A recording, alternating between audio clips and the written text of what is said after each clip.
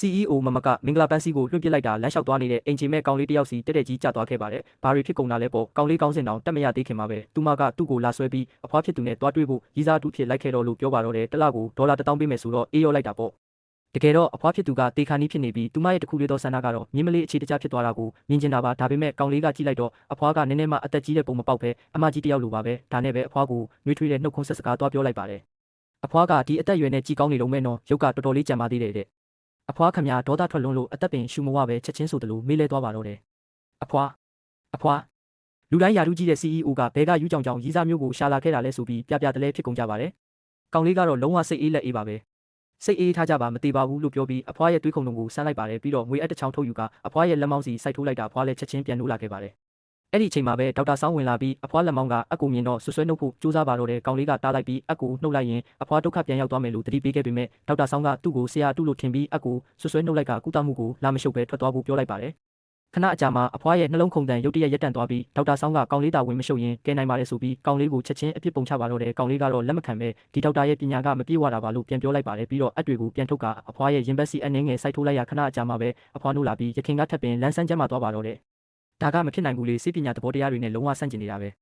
အဖွားကတော့ကောင်လေးကိုတော်တော်လေးသဘောကျသွားပေမဲ့သူ့ကိုလှည့်စားဖို့ငှားလာတဲ့ရီးစားအတူဖြစ်လိမ့်မယ်လို့တန်တရားဝင်နေတော့မှာပဲမင်းတို့နှစ်ယောက်ဝင်လာတဲ့ကချစ်ခင်တဲ့အရေးရောင်နည်းနည်းမှမပြကြဘူးနော်ဆိုပြီးအဖွားကစိတ်ပြက်လက်ပြက်ပြောလိုက်ပါတယ်CEO ကအဖွားရှောင်ရကလိန်နေတာမဟုတ်ပါဘူးစုကတကယ်ပဲသမီးရဲ့ရီးစားပါလို့ညင်းပါတယ်အဖွားကတော့ငါရှိမှတင်မင်းတို့နှစ်ယောက်နမ်းမပြတရွေငါကတော့ယုံမဟုတ်ဘူးလို့ပြောလိုက်ပါတယ် CEO ကကောင်လေးကလည်းကြည့်လို့ရတဲ့ရုပ်ရည်ရှိတာမို့သူ့ကိုနမ်းလိုက်ပါတော့တယ်ဒါပေမဲ့နမ်းပြီးချင်းမှာပဲကောင်လေးကပါဆက်ကိုပုတ်တက်လိုက်ပါတယ်ငါနမ်းလိုက်တာကိုငါ့ကိုယွန်းစရာကောင်းတယ်လို့မျိုးပါဆက်တုံနေရတာလဲဟေ့အောင်မင်းပါလောက်တာလဲဆိုပြီးမကြည်မနှက်ဖြစ်သွားပါတယ်အဖွားကတော့သူတို့နှစ်ယောက်ကိုမြင်ပြီးသဘောတွေကြကသူတို့ပုံမနီးဆက်သွားပြီးမြေတော်လေးအမြန်မွေးပေးနိုင်ဖို့အတွက်ကောင်လေးကိုစံအိမ်တို့ပြောင်းရွှေ့နေထိုင်စေကအဖွားရဲ့ကုမ္ပဏီမှာပါအလုပ်စလုပ်ဖို့အတင်းကျပ်ခိုင်းပါတော့တယ် CEO ကသဘောမတူချင်ပေမဲ့အဖွားရဲ့အမိန့်ကိုမလွန်ဆန်နိုင်ပဲလိုက်နာခဲ့ရပါတယ်အဲ့ဒီနောက်မှာတော့သူမရဲ့အဖေကဒီကိစ္စကိုစတင်မေးခွန်းထုတ်လာပါတယ်ဒီကောင်ကအင်ဂျင်မဲ့လမ်းဘေးကောင်နဲ့တူနေတာကိုသမီးကသူတို့နှစ်ယောက်တွဲဖို့ဘာလို့သဘောတူလိုက်ရတာလဲ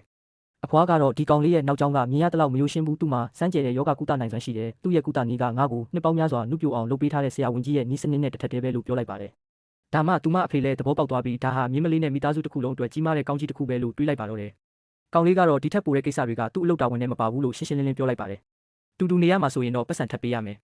မင်းရွှေရှာတဲ့လောဘကြီးတဲ့ကောင်လို့ CEO ကဒေါသထွက်နဲ့ပြောလိုက်ပါတယ်ဒါပေမဲ့အဖွားစိတ်ချမ်းသာဖို့အတွက်ပဲသူ့တောင်းဆိုချက်ကိုသဘောတူလိုက်ရပါတယ်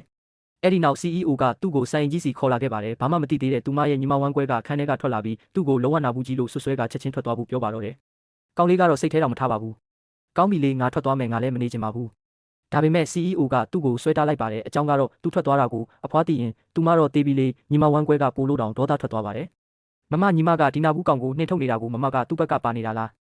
CEO လည်းအကူညီမဲ့စွာပဲဒါအဖွားရဲ့ဓာတ်ရိုက်အမိန့်ပဲမမလည်းဘာမှမတတ်နိုင်ဘူးလို့ပြောလိုက်ပါတယ်